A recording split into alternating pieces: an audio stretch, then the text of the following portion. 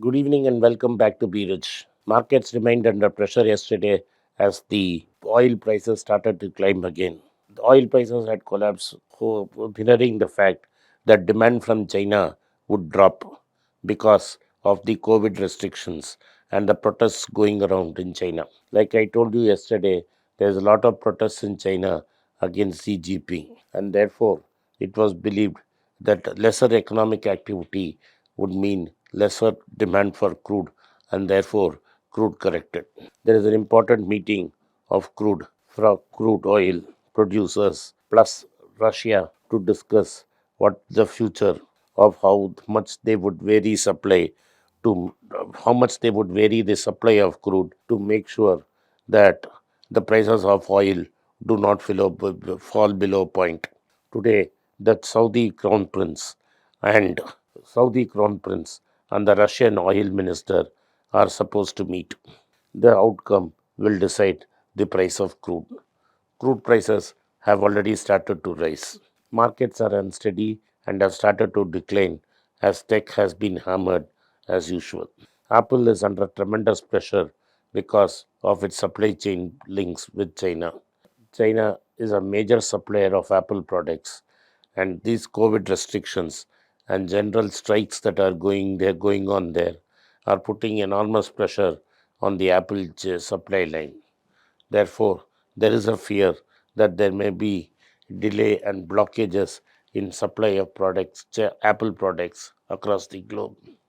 Though Apple is busy trying to move away from China, and in recent times has asked its suppliers to build big facilities in India. While this is going on, there is more damaging news that is coming from America. Because of rising inflation, there has been huge pressure on wages. Employees have been asking for more wages. There have been employee acts, employee union strikes across various sectors. Workers decided to form a union, but that union did not fructify, with Howard Schultz stopping the union from forming. People in Amazon have been complaining that there is a huge need to increase wages at the lower level, and Amazon has been resisting. There have been reports that at the service level, there are not enough American service workers, and more salary is being demanded. While this is going on in one side, on the other side, in the technology space, a lot of high paid technology jobs are being lost in across board. Google, Amazon, among many, have laid off more than 10,000 workers each. Meta started it all first, with Meta throwing out more than 10,000 jobs under pressure. So the at one stage you have loss of high-end jobs in the service sector, with more and more people losing jobs, and at the other end, in the lower end service sector, you have people demanding more pay and amenities. It has been clearly stated that Joe Biden is the most pro union president for a long time, and he's pro labor. And the Bernie Sanders faction of the Democrats have been flexing their muscles. In September, rail union workers across the country who are unionized into 12 separate unions got together with the companies and negotiated a rise of wages. This deal was brokered by the president himself in the White House. A tentative agreement was signed in September of this year, just before the and people went to polls. It is very important that the wages don't go up by too much, because it would put pressure on the other service industries, and overall wage inflation would build up. But at this time, out of the 12 unions, workers belonging to 4 unions have outright rejected the deal negotiated by Joe Biden. They have announced that their intention to go to strike, and this intention to go to strike was notified on Friday, that is the day after tomorrow. These railroads would have been forced by law to stop accepting hazardous goods for transfer across the country using the rail lines so that the strike could commence. It is very clear that the strike could commence as early as 8th of December. Therefore, what happened yesterday is Chuck Schumer and Nancy Pelosi went to the White House, met the president, and had a long discussion. At the end of the discussion, it was decided that the Congress would pass a bill which would prevent the strikers from going on a strike by declaring it illegal for workers of the railway unions to go on strike. And this would mean that the union friendly president has moved against one of the most unionized industries and stopped the union from demanding and flexing its muscle and asking for a salary raise. It is clear that the workers of the railways are facing pressure and require more salary. If the strike goes through, there is going to be enormous pressure on the supply chain system in America. Unlike India, railways form the backbone of the supply chain mechanism in America. Goods move from one direction to another direction only by rail lines.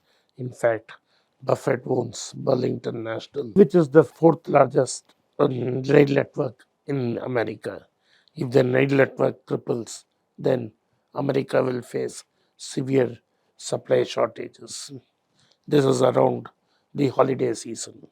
Today, everything is going to be delivered by train across warehouses in America in time for the holiday season. In holiday season coming up during Christmas is the biggest holiday season in America. If there are supply delays and strikes in railway union disrupt supplies, then prices of goods and services will continue to go up, and this will mean that further action has to be taken by the Federal Reserve. This would definitely push the American economy into a recession.